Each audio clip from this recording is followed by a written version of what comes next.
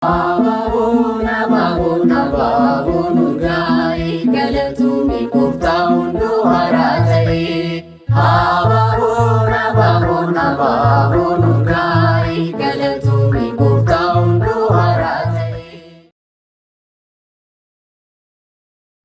Kunis kan Pop Grigoorii kan jennuuni bulchaa mana kiristaanaa Roomaa kan ta'e jechuudha. Garaagarummaawwan sana dura jiru. Inni sana dura jiru dogongora amma tokko hanqina amma tokko qaba jechuudhaan guyyaan kan sa'aatiin itti sirratee jira jechuudha. Akkasumas immoo monokseen ammas Roomaa Diyonaasiyoos kan jedhamu garaagarummaa dhaloota Kiristoos fudhatee garaagarummaan yeroo sanitti lakkaa'aa turree fi amma yeroo irra geenye yeroo sanitti jechaa jira jechuudha. Tokko miti. Kanaafuu garaagarummaa waggaa 7 qaba jechuudhaan bifa kanaan irratti walii galanii warri Roomaanotaa irratti walii galanii addunyaadhaaf wanni godhanii jechuudha. Addunyaan isa fudhatte. Maaliif olaantummaa olaanaa qabu waan ta'eef jechuudha. Yeroodhaaf namoonni biyyoonni mormaa turanis jiru garuu kaalendara mataa isaanii waan hin qabne fudhataniiru. Warri Juuliyaan kaalendarii kun garuu inuma mormanii didanii jechuudha. Kanaaf garaagarummaan kun bifa sanaan ta'e. Akkasumas immoo baruma haarayyuu yeroo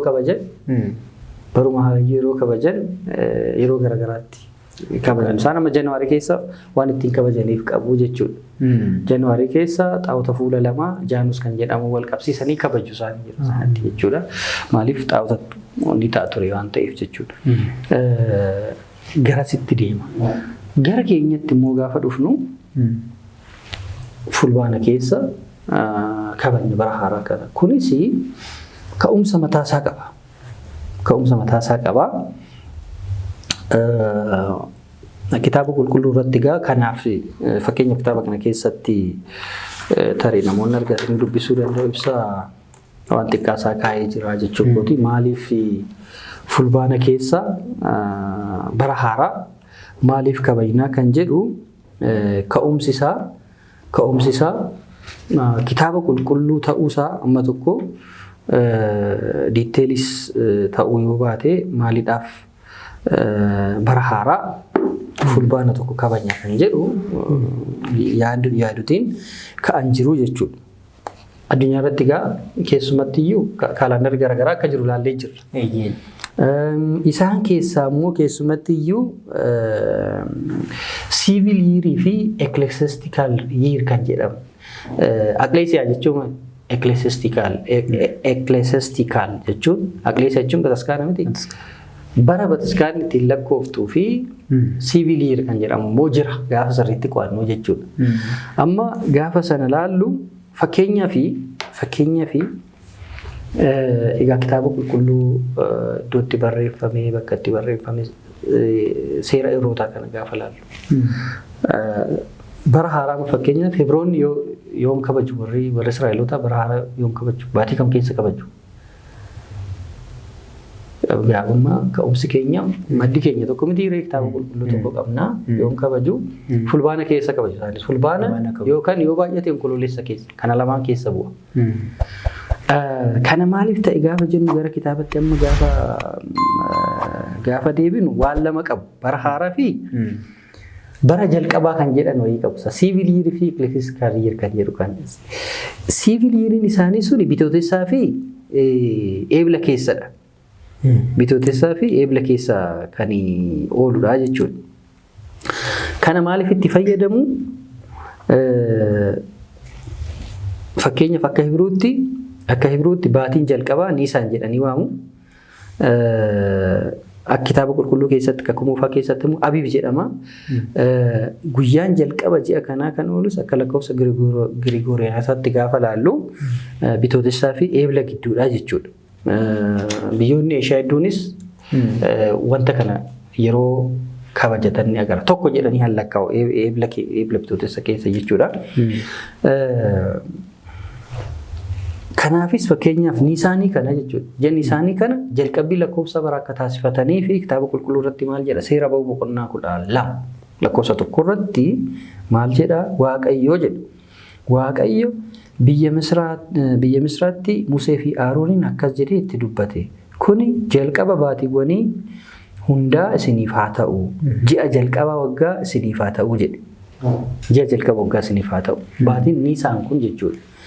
Garuu baatiin Niisaan kun jalqaba lakkoofsa waggaati malee bara haaraa Ibrootati jechuuti. Amma garaagarummaan jiru kan bara haaraa Ibrootati jechuu miti. Kanaaf Waaqayyo akka lakkaaniif baatiin isaan kan jalqabbii taasifadhaa haa jedhuun malee akka boqotaniif garuu baatii 7ffaa akka ayyaaneffatan abboomee jira jechuudha. Baatii 7ffaa. Maal jedhaa? Waaqayyo Museedhaan jedha. Leewwota 23 irratti Waaqayyo Museedhaan akkas jedhe. Israa'eliin akkas jedheetti. Ji'a 7ffaatti guyyaa jalqabaatti boqonnaa sagalee faaggatiinis yaadannoo yaa'iin qulqulluunis isiniif haa ta'u. Ayyaanni boqonnaa ayyaanni yaadannoo isiniif haa ta'u. Niisaan kanarraa eegaltanii yoomitti? Ji'a 7ffaatti jechuudha. Kanaaf akka ecclesiastical year kanaan yoo lakkaawwame jechuudha. Yoo lakkaawwame Niisaan irraa ji'a 7ffaa fulbaana keessa ta'a jechuudha. Kanaaf Israa'eloonni bara haaraa kan kabajatan bu'uura kitaaba qulqulluu kanaan fulbaana keessadha. Darbee yoo ji'a biraa keessa dhaqe malee ji'a fulbaanaa kana keessa afaan isaaniitiin roosh hashanaa jedhuuni kana. Roosh hashanaa jedhuuni yookaan immoo jalqabbii bara haaraa jedhuuni jechuudha. Kana bal'inaan namni kamiyyuu intarneet irra galee dubbisuu ni danda'a. Roosh hashanaa yookaan bara haaraan Israa'elootaa maal keessa kabajama kan jedhu kanaan ilaala. Kanaaf jalqabbiin tokko kanaa jechuudha. Jalqabbiin fulbaana egaa manni kiristaanaa keenya keessumatti walitti dhufeenya kakuu moofaa walitti dhufeenya kakuu moofaa waan hedduu qabna waan ta'eef sanarraa ka'ee kun riizinii jalqabaatii kan jedhu jira. Seenaa Noohanis wal qabatee yeroo laftitti qoorti jedhamee yeroon itti amanamus jira jechuudha. Inni biraa fulbaana kana keessa sababni ittiin barri haaraan kun kabajamuu fi kuushonni durii keessattuu warri Masrii keessa jiran warri Koptik ta'an kuushota warri jalqabaa jechuudha. Kan kabajatan bara haaraa maal keessa? Fulbaana kana keessa. Keessumattuu iyyuu yeroo lagni Abbayyaa sirriitti guutee xumura isaa ta'u jechuudha. Kanaaf kuushonni dur yeroo kana keessa kabajatu isaan maqaa bara haaraa isaanii kana akkuma roosh hashanaa jenneen warra Israa'elootaati. Kan keenyaan immoo bara haaraa jennaa qaamee seeroon itti jennu ni jira. Afaan Amaariffaatiin mutaata seeroon itti jennu jira. Maqaa mataasaa qaba. Naayiruuz jedhuudha. Naayiruuz jechuun Koptik Charchii nama Naayiruuzii kana kabajjii jechuudha. Amma haftee kuushota durii kan ta'e kan taate manni kiristaanaa Koptikii Ortodoksii Ijipt yookaan Masrii yoon keessa kabajji bara haaraa fulbaana keessa kabaja. Mootummaan amma jiru fulbaana keessa kabaja jechuu miti. Manni kiristaanaa garuu bifa kanaan kabajji jechuudha. Sana yaadatte isa durii sana. Koptik Charchiin indijinees Charchiidha. Kuni wanni biraati. Sababa biraati. Kanaaf yeroo nuti amma sankisaara yoo kabajnu sankisaara yoo dubbisnu baatii fulbaanaa baatii eebbifamaadha. Kuni hangafa baatiiwwan bara haaraa warra Itoophiyaatii fi warra Masriitiif maalidha? Ji'a bara haaraa itti kabajatanidha jedhamti. Dhugaadha. Kanaafuu tokko jechuudha. Haa ta'u malee akkuma duratti ibsee fulbaana keessa bara haaraan kabajamu malee barri isaa garuu bara wareegamtootaatiin lakkaa'u isaanii. Bara wareegamtootaatiin 284 irraa ka'uudhaan lakkaa'u jechuudha. Bifa kanaan ilaaluun hin danda'ama jechuudha. Egaa biyyoonni garaagaraa haala kanaan kabajatu. Kan keenya bifa kanaan ni kabajatama. Gama biraatiin egaa kun bu'uura kitaaba qulqulluutii fi seenaawwan dur turan wal qabsiisuudhaan kan kaasnidha. Gama akka hawaasatti immoo gaafa dhufnu bara haaraa yeroo kana kabajuun eeguun baratamaadha jechuudha. kabaja bara haaraa kanaan wal qabatee ilaalchota garaagaraa yoo isaan gaanii argina. Keessattuu akka sabaatti barri haaraan kun ayyaanni nuti kabajnu kun bara haaraatti kan keenya miti nun ilaallatu nuun kabajuu hin qabnu ilaalchonni jedhan tokko ni jiraatu. Akka sabaattis haa ta'u akka amantaatitti kabajuu qabna moo hin qabnu nuti waan jedhu kana nu ibsa. Egaa ayyaanni asirratti waan bal'aa kaasuu hin dandeenya. Wantoota hedduutu keessatti hammatama waan ta'eef jechuudha. Jalqaba irratti ayyaanni bara haaraa necessarily amantaadhaan wal qabachuu dhiisuu danda'a. Maaliif akka biyyaatti kabajama sablammoota amantaa garaagaraa qabantu kabaja, mootummaatu kabaja. Ofishaalee ayyaana mootummaan akka ayyaana biyyoolessaatti kabajuudha. Biyyoota garaagaraa yoo ilaalle ayyaanni kun ayyaana ija hafuuraatiin of course akka kiristaanitti ilaalla garuu bara nama dabarsu waaqayyo waan ta'eef akka biyyaatti immoo ayyaanni kun kan hundaati jechuudha. Addatti kan kiristaanotaa qofa yookaan kan ortodoksii qofa miti ayyaana akka biyyaatti kabajnuudha. Biyyoonni garaagaraas ayyaana yoo kabajan bifuma kanaan kabaju ayyaana bara haaraa yoo kabajan jechuudha. Specifically spiritual jennee guutumaan guutuutti parsantii 100 kan teessifamu miti. Haa ta'u malee duuba isaa immoo gaafa laallu jechuudha. Duuba isaa gaafa laallu ilaalchonni hafuuraa gara kanatti nama geessan yeroo kanatti akka kabajamu bu'uuraan ilaalchonnii fi barumsonni mana kiristaanaa keessa jiranii yeroo kanatti akka kabajamuu fi bu'uura kaa'iraa jechuudha. Kanaaf addatti immoo akka kiristaanaatti hiikkaawwan garaagaraa itti kennine, hiikkaa hafuuraa itti kennine warra kaan irraa addatti ija hafuuraatiin ayyaanicha hin kabajnaa jechuudha. Hin kabajnaa jechuudha. Ka'umsa isaas agarree jirra. Bifa kanaan ilaalla. Ilaalchonni hedduun egaa bara haaraarra hin jiru. Jalqaba irratti akkuma jedhee bara haaraa hawaasni garaagaraa yeroo garaagaraatti hin kabaja. Amma biyya keenya keessatti sablammoota keessattuu naannoo kibbaa kanuu ilaallee guyyaan isaan bara haaraa itti kabajanii kan naannoo isaaniitti kan garaagaraa ta'een argina. Garuu baay'een isaanii fulbaanuma kana keessa. Fulbaanuma kana keessadha hin kabajama. Akka hawaasa keenyatti fakkeenyaaf fudhanne ilaalchota jiran tokko asirratti kaasuun barbaada. Yeroo kanatti ayyaana kana kabajuu hin qabnu kan jedhu namoonni kun ayyaana keenyaa miti waan jedhamullee yeroo itti ka'u ni jiraata jechuudha. Kana bifa kamiin ilaalla akkamitti deebisna kan jedhu asirumatti ilaaluun hin barbaachisa. Jalqaba irratti ayyaanni kun gama kitaaba qulqulluutiin yoo dhufne ka'umsa isaa kitaaba qulqulluu kakuu moofaa godhateetu akka keessattuu sirna warra Ibrootaa waaqayyo yeroo kanatti kabaja kan jedheen isaanis immoo Ibroonnis yeroo kanatti kabaja akka kabajan ayyaana kana ilaallee jira jechuudha duratti. Akka biyya keenyatti immoo gaafa ilaalu walitti dhufeenyi amantaa aadaa tokko ilaalchota tokko falaasama Ibroota gidduu jiruu fi fakkeenya hawaasa Oromoo gidduu jiru gaafa ilaalle hedduun isaa wantoonni wal fakkaatan jiru. Fakkeenyaa fi waaqa tokkotti amanuun isa jalqabaati. Waaquma tokkotti amanu waaqa tokko jedhanii amanuun jechuudha. Sanarra darbee mullee haala nyaata keenyaa soorata. Ibroonni sooratanii fi kana nyaadhaa kana nyaatina jedhamee Museetti seerri himamee jira ooritii keessatti. Seera sanaan wantoonni hedduun wal fakkaatu.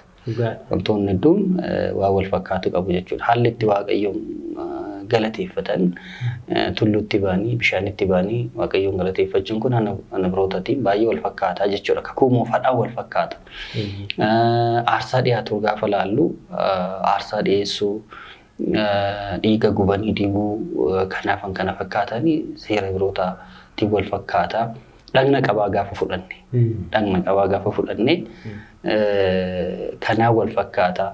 Wantoota hedduu kaasuu dandeenya jechuudha. Seera Museen baasee haalli Museen uummatatti bulchaa ture hedduun isaanii haga tokko wantoota hedduudhaan kan hawaasa keenya keessa jiruun kan wal fakkaatan qabu. Kanaaf kunis ayyaanni kunis waan addaatii miti jechuudha. Achuma keessatti hammatama. sana of keessaa qabaata jechuudha. Sheer waan godhantu jira jechuudha. Maaliif waaqa tokko jedhanii amanuun irraa madda waan ta'eef jechuudha. Sababa kanaan ayyaana kana yeroo kanatti kabajuun akka hawaasa keenyatti illee kabajuun sirriidha jedhanii fudhaan. Wantoota hedduu wal bira qabee sirriidha ta'uu qaba jedhanii fudhaa. Lammaffaa irratti biyyuma keenyatti iyyuu seenaa hamma beeknu hamma bira geenyatti abboota keenyas akaakayyoota keenyas yoo gaafanne yeroo kanatti kabajamaa ture ayyaanni kun jechuudha. Keessumattuu ayyaanni birraan sinsinniidhaan eeggamaa, abdiidhaan eeggamaa, jijjiirama guddaatu jira jechuudha. Hundumti waa'ee birraa sirbaa, waa'ee birraa heddisaa, waa'ee bara haaraa kana maqaadhaa karaa garaagaraatiin ibsaa. Hawaasa keenya keessatti waan addaa yeroo kanaaf kan kennamu baay'ee guddaadha jechuudha. Harka caalu keessatti exceptional iddoo adda tokko haala qilleensa wal qabate yoo ta'e malee even sanuma iyyuu sirriitti diigaa utuu goonee ilaaluu barbaada. Malee kanaaf amma beeknutti bakka hedduutti bifuma kanaan ayyaanni kun kabajamaa ture jechuudha. Qaammeen koo iddoo guddaa qaammeedhamee barri haaraan kun keessumatti iyyuu amma paagumee kanaan qaammee hiikaa jedhu kennameefii jira. Iddoon ani itti qaammeen jechuun guyyaa bara haaraa kanaa jechuudha qaammeen. Warri shamarranillee qaammeedhaaf eeguu waggaa malee hin deebitu qaammee asinsiniitu jedhanii waa'ee guyyattii kanaa sirriitti ibsu jechuudha bara haaraadha. Gama biraatiin immoo yeroon kun yeroo uumamarraa waan tokko itti hubannudha. Uumamni jechuun yeroo midhaan ganna faca'ee itti asheetu, yeroo foolii gaariin itti dhufu, yeroo lafti sirriitti magariisa uffattee quuftu, yeroo bishaan taliila ta'u, yeroo ganni taliila ta'u, yeroo simbirroonni garaagaraatti mul'atanii waqtii addaati jechuudha. Uumamni iyyuu sin barsiisuu jedhamte kitaabni yeroo tokko na uumamarraa waan barannu qabna. Uumama kana gaafa laallu amma kana fuunee fakkeenyaaf caamsaa keessa dogoonee waan fakkaatu miti. Hiika addaa of course itti kennuu hin danda'a yeroo garaagaraatti namatu yeroo kanatti karaa garaagaraatiin riizinii isaa itti kennuu danda'a. Nuti waan jiruu fi waan ture kana garuu qabachuu qabnaadha. Fakkeenyaaf amajjii keessa guraan ala keessan kabaja yookaan waxabajjii keessan kabaja kan jirus hin dhabamu jiraachuu danda'a sababa garaagaraatiin. Garuu anammoo waan dubbachuu barbaadu warra kaan mormuu osoo hin taane inni karaa hedduudhaan gaafa safarree tolaallu, ulaagaa hedduudhaan gaafa safarree tolaallu ayyaanni kun yeruma kana keessa kabajamaa ture. Kabajamuun isaa sirriidha jedhanii ilaalan. Haala uumamaatiin, haala falaasamaatiin, haala abboonni keenya keessa darbaniin addatti qofa osoo hin taane immoo sabaa fi sablammoonni keessumatti sabaa fi sablammoonni kushota hedduun isaanii guyyaa garaagaraatti fulbaana keessa kabaju. Garuu guyyaa tokko gochuun immoo akka mootummaatti dirqamaa jechuudha. Kanaaf yeroo kanatti kabajamuun isaa baay'ee sirriidha. Namoonni ayyaana kana gara addaatti yeroo tokko gara siyaasaattis gara maalittis yeroo fudhatamu ni argina. Garuu suni bifa sanaan ta'uu hin qabu. Ayyaanichi akkuma sabab sablammoota kaanii hawaasa hedduu wajjiniin kabajuun yeroo adda ta'e kanatti yeroo waqtii birraa ta'e kanatti yeroo jijjiiramni waan hundaa waan akka darbuuti wanti kun baga ganna baatan yerootti waliin jedhamu keessattuu bakka waqtiin fulbaanaa kun guutuunsaa akkas waliin jedhamu guyyaa takkittii sana qofayyuu miti. Waqtiin fulbaanaa kun guutuunsaa masqala soo ta'e amma akkasuma waliin jedhama jechuudha. Guddachaa ifaa sirriitti birraan bari'uusaa yerootti sirriitti hubattudha jechuudha. Taansima ayyaanni irreechaa jira. Ayyaanonni kun ayyaana maal ibsanidha? Barii birraa ibsanidha. Bara haaraa barii birraa ibsanidha. Duubatti deebinee maalirraa ka'a? Ayyaana taaboree irraa ka'a jechuudha. Ayyaana taaboree booda garasumatti gara bara haaraatti deemu kan jedhutu jira.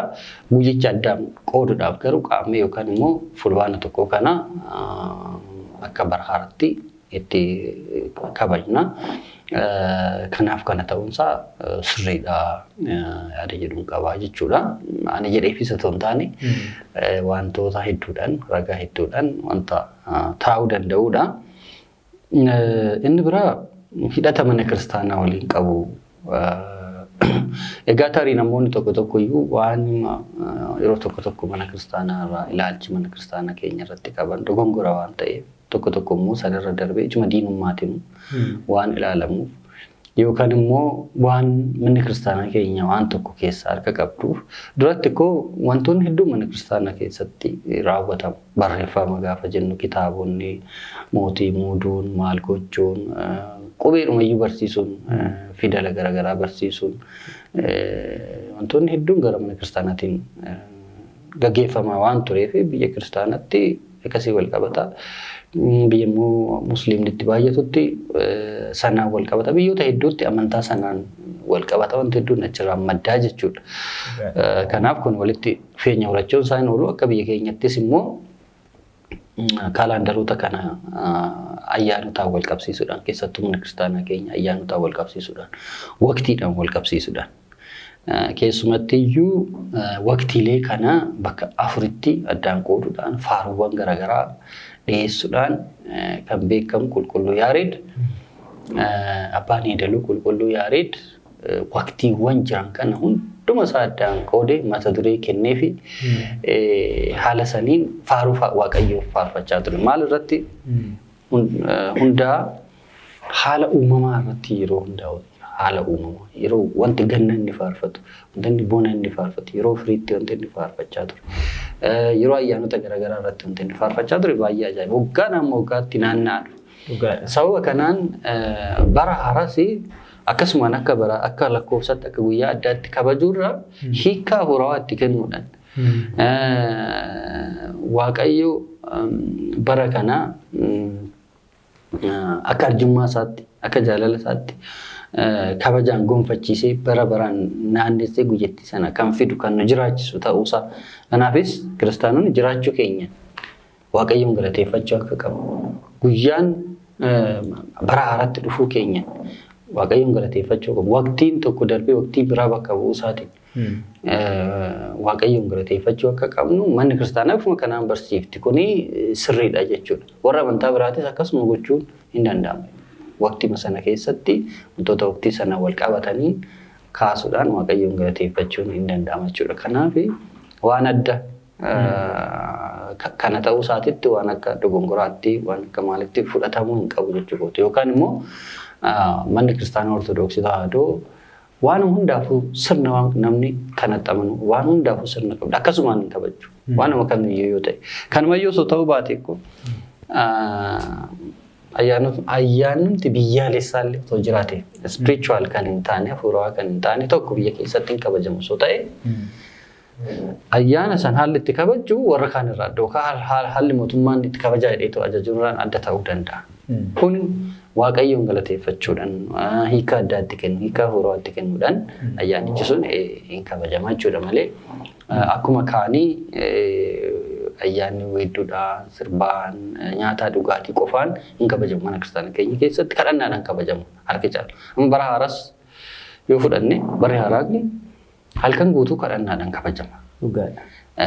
Waaqayyo guyyaa kanaan biyya keenya ga'u nuun ga'u isaatti bara haaraa kanatti waan gaariin akka biyyaaf kadhatti jechuudha manni kiristaanaa. Biyyaaf kadhatti, mataaf kadhatti, nageenyaaf kadhatti wantoota hedduu achi keessatti waan ka'anii fi kana hundumaa wal bira qabnee gaafa laallu walitti hidhanni mana kiristaanaa keenya ayyaanota kabajuu irratti ayyaana sirriitti ho'isti mana kiristaanaa sirriitti kabaji iddoo guddaa kennitee fi fakkeenya boqonnaa godhatti fakkeenya boqonnaa isa samii godhatti kanaaf ayyaanonni hiika addaa qabu. Haala kanaan garuu yeroo hundumayyuu giddu galeessummaan isaa maali galateeffannaa waaqayyoof dhiyaatudha jechuudha. Barri haaraan isoo jijjiiramu waaqayyotu galateeffatamaa jechuudha. Bifa kanaan kabajama. Inni biraas keessatti wanti sirriitti kaasuu qabnu ammas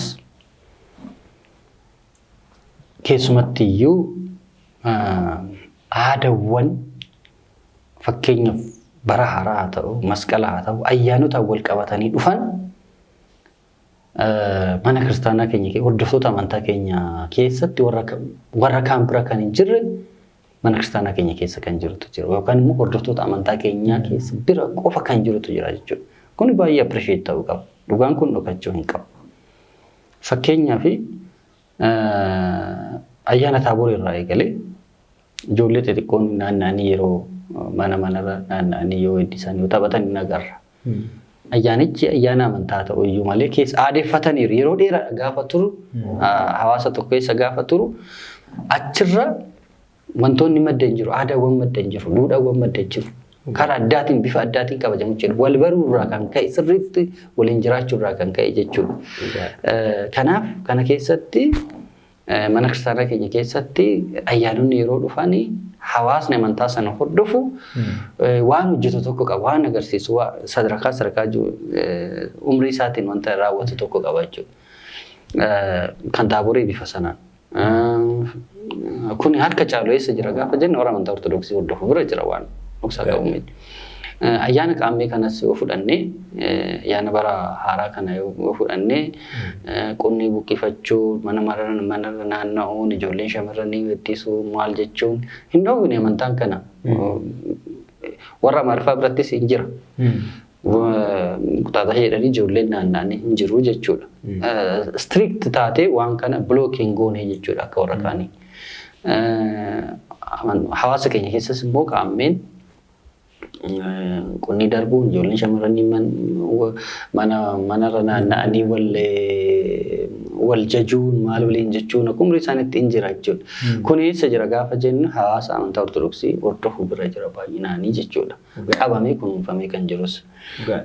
Ayyaana masqalaattis gaafa dhufnu goobiin warri taphatu yoo ilaaltu amma wantoonni garaagaraatiin wal qabsiisuun danda'ama garuu hawaasuma kana keessa kan jiru warra amantaa ortodoksii kana keessa jirudha.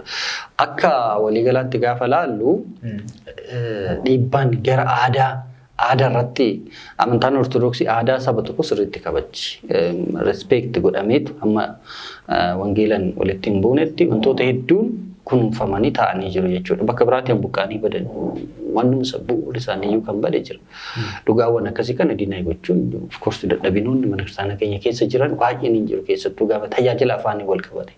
Wantoota hawaasa tokko keessa jiru garuu tursiisuu keessatti immoo booldi taatee yeroo mul'attu hin jiraata jechuudha. Kanarraa kan ka'e ilaalchota kabaja bara haaraa kanarra jiruun karaa kallattii hedduudhaan barbaachisaa ayyaanicha kabajuun waliin gammaduun waaqayyoon galateeffachuun hin barbaachisaa jechuudha. Warroonni hiikaa biraa yeroo kana ta'uu qaba jedhan immoo innis hin danda'amu waan hidhamee jiru miti. Ragaatti dhiyeeffattu wantoota ilaaltu wajjiniin isa caalu caalchifachuun hin jira jechuudha. Waan itti amantu bifa sanaan qabattee deemuun hin danda'ama garuu wantoonni trendiiwwan amma ammaatti turan jechamoonni jedhan mammaaksoonni mammaaksaman iddoon weeddisaman wantoonni waqtii qabatanii dhufan wanta manguddoonni jedhan namoonni gurguddoon wantoonni jedhan kana fakkaata wal qabatee wantoonni jiran hundumti ayyaanicha kana sirriitti akka kabajnu akka jaalannu nu godha. Even aadaan nyaataallee ayyaana kana wal qabate. Bara haaraa irratti akkasuma ayyaana masqalaa irratti nyaatamullee addaadha. Kan immoo hawaasa kan dagaagfatee fi keessumatti iyyuu yeroo dheeraa booda sirrumatti waan kan kooti jedheetu kan qabateedha jechuudha. Dhugaadha. Barri yeroo gaafa jijjiiramu waa fidee dhufa. Akkuma isin amma kaastanii uumamarraa hin barattanu ko jedhee kitaabni qulqulluun yeroon kun yeroo itti aaramu hin beekamaa jechuudha. Kanaaf wal qabatee tarii qaammedhuma gaafa jedhamu kana amantaatti harkifamaa laata gara amantaa tokko dhaqaa laata jedhanii warri yaaddaan jiru. Ifumatti baasuudhaanis qaammeen hafuu qaba ilaalchi jedhullee tokko ni jiraata. Amantaan iyyuu haa ta'u malee haalli lakkoofsa kalandarii biyya keenyaa yookaan lakkoofsa baraa kun amantaa iyyuu haa ta'u malee burqaansaa yookaan maddisaa dhiibbaa immoo qabu jenneetu amanna nuti. Akka isin kaastanitti aadaa uummataa keessa galeera. Kama amantaatiin qofa otoo hin taane aadaadhaan illee naannoo garaagaraatti Oromiyaa keessattis haa ta'u saba kan birattuu iyyuu qaammeen hiikaa guddaa qabaata. Yeroo itti dargaggoonni daa'imman xixiqqoon gadi ba'anii firoottan irra deemanii ollaa bira dhaqanii qunnii yeroodhaan barri haaraan dhufuusaa itti labsan bara yeroo itti hawaasni illee aadaa gaarii itti dabarsuudha jechuudha. Kanaaf kun immoo amantaan kun aadaa irratti dhuguma dhiibbaa uumeera jedhanii warri yaadan jiru. Dhiibbaa inuma jettanii yaaddanu. Ani yeroo tokko waan gaarii ta'e dabarsanii qaama biraa kennuun sirrii miti jedheetan fudhaa. Waan gaarii ta'e waan bareedaa ta'e fudhachuu miti kan amma isa ayyaana kana keessumatti iyyuu sirnoota ayyaan bara haaraatti wal qabatanii too akka hawaasa Oromootti raawwatan kana fudhachuu qofa osoo hin taane uummanni kireet godhateera dagaagfateera kan sa'aatii isa keessaa maddee nama naan ilaalchota jalqaba turanii fulbaana keessa ayyaana qabu keessumatti iyyuu kan kitaaba qulqulluu akkuma jirutti ta'e kan kuushotaa keessatti iyyuu guutuu laga Abbayyaatiin kan laga Mormorii wal qabatee bara haaraa kabajan kana seenaa isaa sirriitti gaafa qorannu kan kuushotaati. Ayyaanichi kun jechuudha. Sanarra darbee wantoota ayyaana kanarratti raawwataman keessumatti iyyuu sirnoota raawwataman sirnoota qaammee kan warri shamarranii raawwatan kanaaf kan fakkaatan hawaasicha tokko dagaagfate kan isaa waan ta'eef dagaagfate malee bakka biraatti koppii godhee miti. Kana waan ta'eef isa kana kan keenya jennee fudhachuun baay'ee barbaachisaadha natti fakkaata jalqaba irratti isa gochuun barbaachisaa.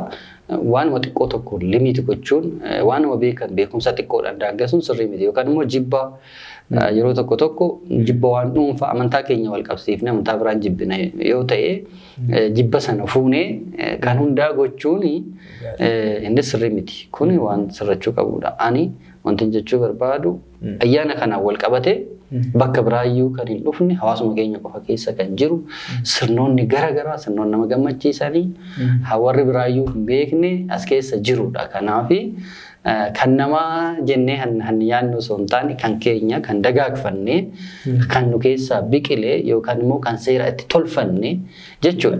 Sadarkaa seera itti tolfachuurra geenyeerra wanta kanaa jechuudha.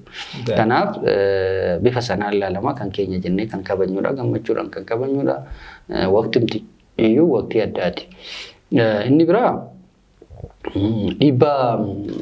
dhiibbawwan gama mana kiristaanaatiin dhiibbawwan wantoota tokko irratti jiranii akkuma jennee duratti kaasee jira. Amantaan tokko yoo dhufu influensii mataa isaa qaba. Maaliif wantoonni dhoowwu jira wantoonni dhoowwine jira. Kana amananii fudhachuun hin barbaachisa. As keessatti maal fayyadamna riilaatiif wantoota ta'an yookaan birqabaan ilaallaa jechuudha. Birqabaan gaafa laallu amantaa tokko gaafa fudhattu wanti jiruuf jireenya kee keessatti impalmanti gootu amantichuma keessa jireenya kan godhattu hin jira. Kan dura bartisan irraa kan dhiistu hin jira kan itti fuftu hin jira. Madaalli isaa maali? Ilaalcha amantaa fudhattu sanarratti hundaa'a jechuudha. Garuu bu'uurri amantii maalidha gaafa jenne aadaa barsiisuu miti yookaan immoo aadaa qaama tokko balleessuu miti. Isuma keessatti haaluma itti jiraatu sana keessatti amanee akka fudhatu akka jiraatu akka raawwatu barbaadamaa jechuudha. Gama kanaanii dhiibbawwan amantaaleen garaagaraa yoo dhufan aadaawwan turan keessumatti iyyuu barmaatilee barbaachisaan taane tokko yeroo hambisanii jiraata. Darbee immoo yeroo akka dhiibbatti itti dhufus hubannoo dhabuurraan kan ka'e yeroo dhufus ni jiraata. Ani dhiibbaa aadaa mana kiristaanaa keenya keessarra jiru caalaa hanqinoota gara afaanitiin jirantu natti mul'ata malee gama aadaatiin haga tokko irraa hir'achuu maal ta'uu ni danda'a. Garuu kan jiru iyyuu baay'een isaa kan eegameetu jiru hawaasa amantaa ortodoksii hordofu kana biradha.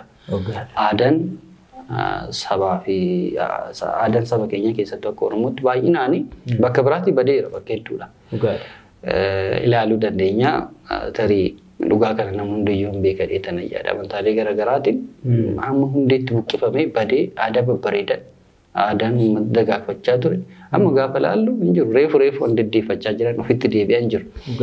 Amantaa hawaasa amantaa ortodoksii harka caalu hordofu keessatti garuu aadaan kun qabameemaa jira jechuudha. Kan gidduutti amma dhufee deebi'u sultaan sirrumatti uummanni amanticha wajjin qabatee kan deebi'utu jira. Kanarratti dhiibbawwan jiran baay'ee gadaanaadha jedhanii fudha. Keessattuu akka ortodoksiitti dhiibbawwan gara aadaarra jiran baay'ee gadaanaadha yaada jedhuun qabaa jechuudha. Dhugaadha sirriitti aadaa uummataa tiksitee kan qabdeeyyuu ortodoksiidha. Dhugaan jirus kanumadha.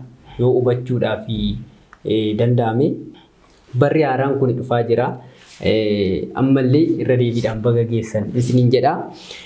Bara haaraan gaafa dhufu akka ortodoksiitti akkuma amma kaastanii bara haaraan dhufe jennee qofa miti kan nuti dhiisnu barumsa addaa kan iccitii qabu wayii akka ortodoksiitti immoo ni barannaa jechuudha. Manni kiristaanaa keenya keessattuu bara haaraan yoo dhufu maal nu yaadachiifti, maal nu barsiifti, amantoota maal godhaa jetti, maal akka goonu nu ajajji laata? Mi gabaabsan barri haaraan yoo dhufu ija fuuratti ilaaluun barbaachisaadha. Yeroon kennaadha, barri kennaadha, waaqayyotu nuun ga'e. Kanaaf barri haaraan yoo dhufu ergaawwan garaagaraa barri jijjiirama, barri darbaa nutis immoo bara baraan jiraannu. Kana keessatti yeroo hundumaa waaqayyoon yaadachuun haaromsi keessa keenyatti akka barbaachisu. Yeroo hundumaa waan haaraa ta'uu laphee keessan haaromsaa malee addunyaa kana fakkaatiin adamti kitaabni.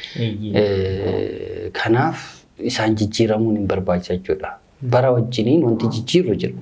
Bara wajjiniin hojii hamaa, dhibaa'ummaa, dadhabina garaagaraa, jibbaa, wantoota namootatti wanta sammuun keenya gaarii miti jedhee nutti wanta kitaabni dhoowwee wantoota gaarii hin taane karaa garaagaraatiin garuu dogongorree kan keessa gallee isa sana hunduma hambisuun hin barbaachisa jechuudha. Ce'uun hin barbaachisa jechuudha. Yaada haaratti, jireenya haaratti ce'uun hin barbaachisa. Jireenya qulqullummaatti ce'uun hin barbaachisa. Korsi namni yeroo hundumaa qulqulluu ta'e akka jiraatu, cubburraa fagaatee akka jiraatudha kan barbaadamu. Garuu immoo taateewwan kanaan wal qabatee ammas bifa addaatiin of qopheessuun, of haaressuun hin barbaachisa. Cubburraa qulqullaa'uun hin barbaachisa. Gaabbii galuun hin barbaachisa.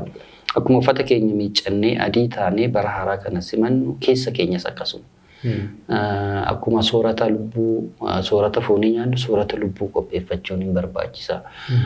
Gaabbii gallee qulqulloofnee waaqayyo bara kana akka nu eebbisuuf, sa'aatiiwwan bara kana keessa jiran akka nu eebbisuuf, taateewwan bara kana keessa jiran akka nu eebbisuuf, ayyaanota bara kana keessa jiran waaqayyo akka nu ga'uuf maal gochuu qabna? Yeroo hundumaa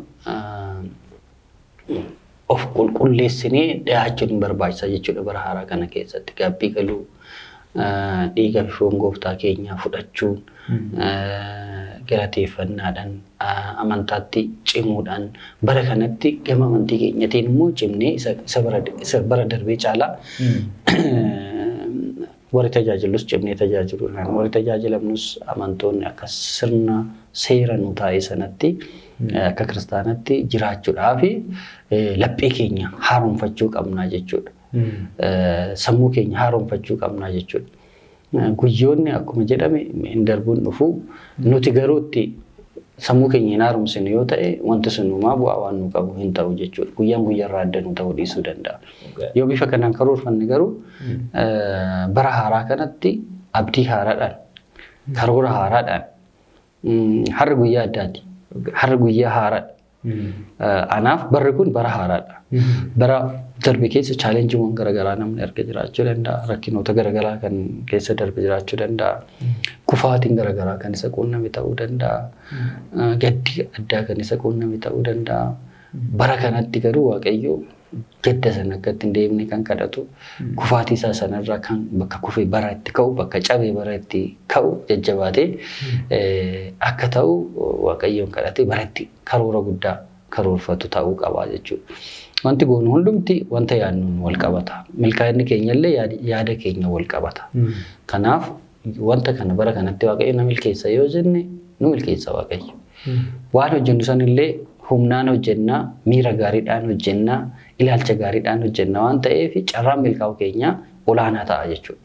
Kanaaf sanarraa kaanee miirri nutti dhaga'amu miira gaarii akka ta'u, walitti dhufeenyi nama waliin qabnu walitti dhufeenya gaarii akka ta'u, walitti dhufeenya keenyas sirreeffachuun hin barbaachisu. Wantoota sammuu keenya miidhan, wantoota sammuun keenya yeroo hunduma akka miidhamu taasisan irraa fagaachuun hin barbaachisa jechuudha. Nama miidhuurraa walitti dhufeenya gaarii barachuurraa bara kanatti kana gochuun qaba yookaan immoo wanta yaallee tokko bara kanatti yaalee milkaa'uu qaba jedhanii Jechuun barbaachisaa walumaa galatti karoora lama gurguddaa lama karoorri tokko karoora hafuurawaati.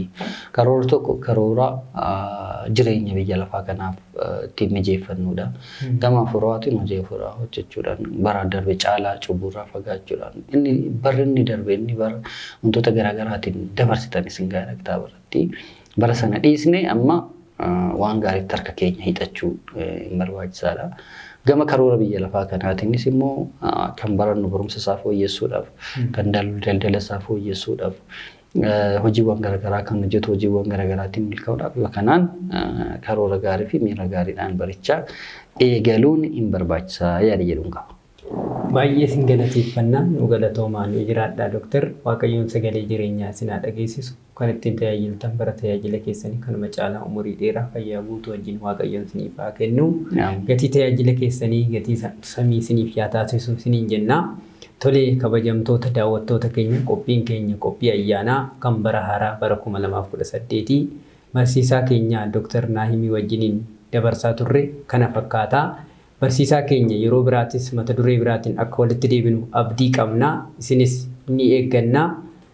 Waaqayyoon ammallee isaan nuuf haa jiraachisu isaan nuuf haa eegu jenna. Caalatti immoo waa'ee isaan barsiisan barumsa isaanii waa'ee isaanii beekuu yoo barbaadan kitaaba isaanii sirriitti akka dubbistan keessattuu aadaa fi amantaa Oromummaa fi Ortodoksummaa sirriitti adda baafattanii beekuu yoo barbaadan kitaaba isaanii barbaadanii akka dubbistan nama tajaajila afaan Oromoo keessatti gahee guddaa taphatanii akkasuma wareegama guddaa kaffalanidha waan ta'eef ammallee Waaqayyoon beektota akkasii hayyoota akkasii barsoota akkasii nuuf haa baay'isu nuuf haa tursiisu jennaa.